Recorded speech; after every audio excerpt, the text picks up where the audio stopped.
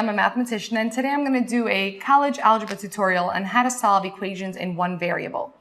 So we're going to take an equation like 3 times 4x minus 7 minus 2x equals 9. All right, so I think the easiest order to try to remember to solve equations in one variable is to DCI. Distribute, combine, inverse operations. So the first thing you want to do is look for any distribution necessary. And since we see a number outside of parentheses, that means distribute. So we're going to multiply this 3 by each term in the parentheses. 3 times 4x is 12x, and 3 times negative 7 is negative 21. Now I bring down everything else I didn't use, and I move on to my next step. I already distributed. Now I'm looking to combine like terms, and you have to remember that you can only do that if the terms are on the same side of the equal sign. So on the right side, there's nothing I can combine because there's only one number there. On the left side, I see that I can combine the 12x and the negative 2x.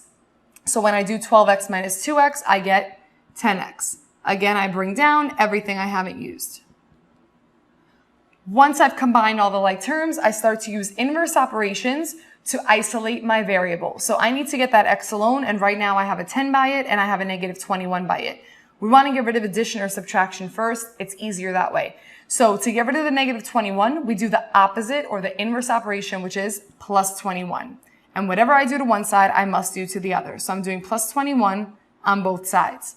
I'm going to bring down this 10x because I didn't touch it yet. The negative 21 and the positive 21 cancel out because it equals 0, and 0 plus 10x is still just 10x. And I'm going to add on my right side to get 30. I have one last inverse operation left, which is to divide by 10 on both sides.